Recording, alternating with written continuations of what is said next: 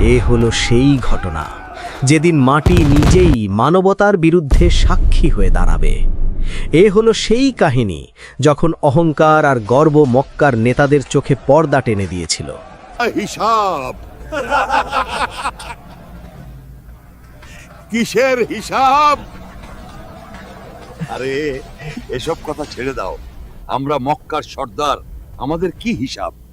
এগুলো সবই গল্প কাহিনী। আমরা মরার পর আবার জীবিত হব, এই পচা শুলা হাড়গুলো কিভাবে দাঁড়াবে? এটা সেই মজা আর উদাসীনতার গল্প যখন তারা ছোট কাজকে হাসির খোরাক বানিয়ে দিত। দেখো একটা খেজুর দিয়ে জান্নাত কিনবে, এই তুচ্ছ জিনিসটারও নাকি ওজন আছে। তাদের কাছে ওজন মানে ছিল শুধু স্বর্ণ মুদ্রা আর মক্কার আকাশ ছোঁয়া পাহাড়ের মতো সম্পদ। ছোট ভালো কাজ, ছোট গুনাহ, তারা ভাবত এগুলো এতই হালকা, হিসাবের খাতাতেই উঠবে না। তারা জানত না তাদের পায়ের নিচের ওই নীরব মাটি সব দেখছে, সব শুনছে এবং আল্লাহর হুকুমে প্রতিটি পদক্ষেপ রেকর্ড করে রাখছে।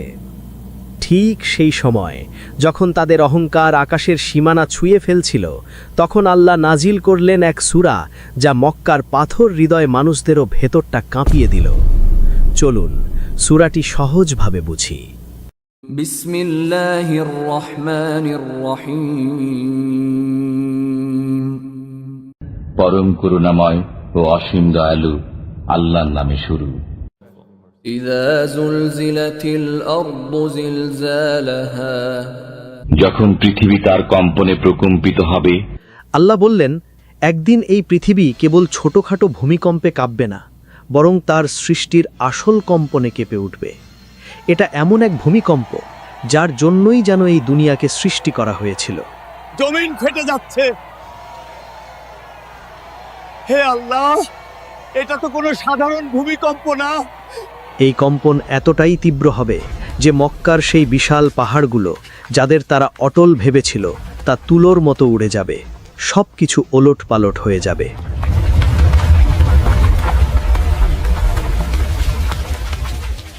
ওয়াখরাজাতিল আরদু আসকালাহা। যখন সে তার বোঝা বের করে দেবে।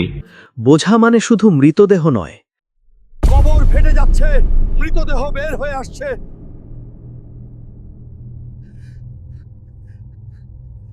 তার সঙ্গে সব গোপন পাপ, গোপন নেকি,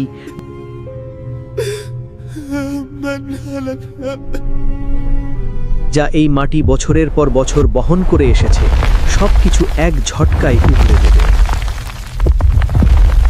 ওয়াকালাল ইনসানু মা লাহা। এবং মানুষ বলবে, এর কি হলো? সেদিন মানুষ ভয়ে চিৎকার করে বলবে, এ পৃথিবীর কি হলো, কেন এমন হচ্ছে? সত্যি সত্যি সেই কিয়ামত নাকি? যে মানুষ একদিন বলেছিল, কিসের কেয়ামত, এই পচা শুড়া হাড় আবার জীবিত হবে নাকি, সেই মানুষই সেদিন পালানোর জায়গা খুঁজে পাবে না।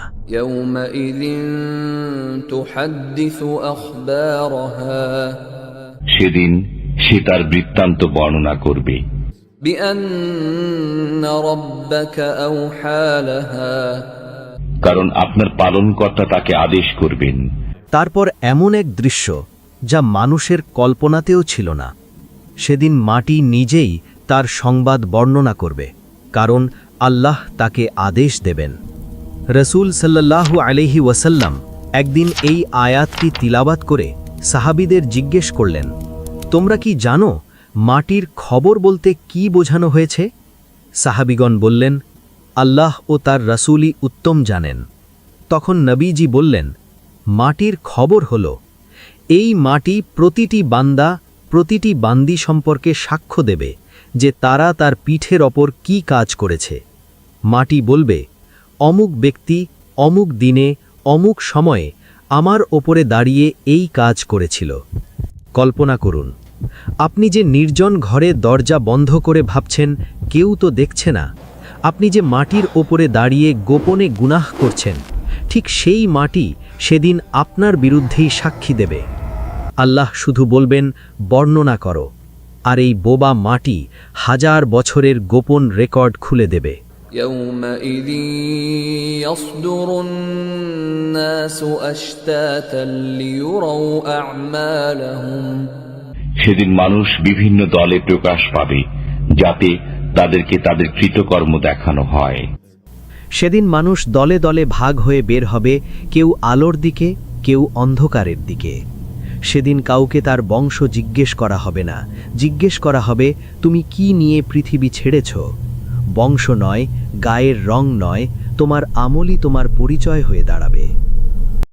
فمن يعمل مثقال ذرة خيرا يره অতঃপর কেউ অনুপরিমাণ সৎকর্ম করলে তা দেখতে পাবে, ومن يعمل مثقال ذرة شرا يره এবং কেউ অনুপরিমাণ অসৎ কর্ম করলে তাও দেখতে পাবে। এই সূরার শেষ 2 আয়াতে আল্লাহ চূড়ান্ত ফয়সালা ঘোষণা করলেন যে অতি ক্ষুদ্র ওজনেরও ভালো কাজ করবে সে তা দেখতে পাবে। মিসকাল মানে হলো ওজন, জাররাহ ধূলিকণা, অণু পরমাণুর থেকেও ক্ষুদ্র, যা সূর্যের আলোয় ভেসে বেড়ায়। তুমি হাত নাড়ালে ঝিলমিল ওঠে, সেই লেভেলের সূক্ষ্ম হিসাব। আমরা অনেক সময় ছোট নেক কাজকে গুরুত্ব দিই না, অথচ রাসূলুল্লাহ সাল্লাল্লাহু আলাইহি ওয়াসাল্লাম বলেছেন, তোমরা জাহান্নামের আগুন থেকে বাঁচো খেজুরের এক টুকরো সদকা করে হলেও।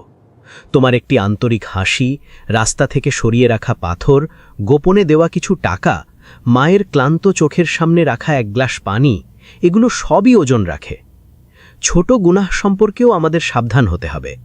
মা আয়েশা রাদিয়াল্লাহুকে রাসূলুল্লাহ সাল্লাল্লাহু আলাইহি ওয়াসাল্লাম বলেছিলেন, হে আয়েশা, তুচ্ছ ও ছোট গুনাহগুলো থেকেও বেঁচে থাকো, কারণ আল্লাহর পক্ষ থেকে এর জন্যেও অনুসন্ধানকারী বা ফেরেশতা রয়েছে। একটি ছোট্ট মিথ্যা, কারো গীবত করা, সামান্য কষ্ট দেওয়া বা মায়ের দিকে রাগান্বিত চোখ তোলা, এগুলো জাররাহ পরিমাণ হলেও আমলনামায় উপস্থিত থাকবে। এখন কল্পনা করুন আপনি দাঁড়িয়ে আছেন সেই মহাপ্রলয়ের ময়দানে।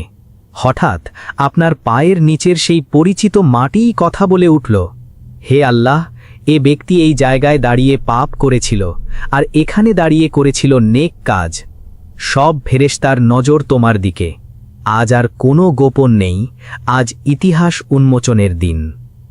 একদিন এক বয়স্ক ব্যক্তি রাসূলুল্লাহ সাল্লাল্লাহু আলাইহি ওয়াসাল্লামের কাছে এসে বললেন, হে আল্লাহর রাসূল, আমাকে কুরআন পড়া শিখান।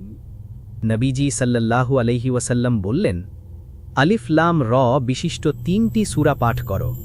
সে বলল, আমি বৃদ্ধ হয়ে গেছি, আমার অন্তর শক্ত হয়ে গেছে এবং আমার জিহ্বা ভারী হয়ে গেছে। নবীজি সাল্লাল্লাহু আলাইহি ওয়াসাল্লাম বললেন, তাহলে হা মিম বিশিষ্ট 3টি সূরা পাঠ করো। সে পূর্বের ন্যায় উক্তি করে বলল, হে আল্লাহ রাসূল, আমার বয়স হয়েছে, আমাকে কুরআনের এমন কিছু শিখিয়ে দিন যা সংক্ষিপ্ত কিন্তু সম্পূর্ণ। অতঃপর নবীজি সাল্লাল্লাহু আলাইহি ওয়াসাল্লাম তাকে সূরা জিলজাল শেষ পর্যন্ত তিলাবাত করে শোনালেন। লোকটি বলল, যিনি আপনাকে সত্যসহ পাঠিয়েছেন তার কসম, আমি এর চেয়ে বেশিও করব না, কমও করব না। অতঃপর লোকটি চলে গেলে নবীজি সাল্লাল্লাহু আলাইহি ওয়াসাল্লাম বললেন, লোকটি সফল কাম হয়েছে, লোকটি কামিয়াব হয়েছে। কুরাইশরা একদা হাসতে হাসতে বলতো, মাটি কি কথা বলে নাকি? এইসব তো গল্প কাহিনী। আজও অনেকে ভাবে, আমি ফেসবুকের ইনবক্সে কি করি কে দেখবে, বন্ধ রুমে মোবাইল হাতে কি করছি কে জানবে। কিন্তু সূরা আল জিলজালের উত্তর খুব পরিষ্কার, সব কিছু লিখিত আছে। মাটির রেকর্ডে কোনো ভুল নেই। আজ যদি আমরা বদলে যাই, গোপন পাপকে গোপনে তওবা দিয়ে ধুয়ে ফেলি, গোপনে নেক কাজ বাড়িয়ে দিই, তাহলে এই মাটি সেদিন আমাদের বিরুদ্ধে নয়, আমাদের পক্ষেই সাক্ষী দেবে। আল্লাহ আমাদের সবাইকে সূরা আল জিলজালের শিক্ষা অনুযায়ী নিজের জীবন ও আমলকে গুছিয়ে নেওয়ার তৌফিক দিন। আমাদের গোপন আমল যেন সেদিন আমাদের লজ্জায় না ফেলে, বরং মাটি যেন আমাদের জন্য বলে, হে আল্লাহ, এই ব্যক্তি এখানে আপনার আনুগত্য করেছিল। ভিডিওটি ভালো লাগলে সাবস্ক্রাইব করে আমাদের পাশে থাকুন। ধন্যবাদ।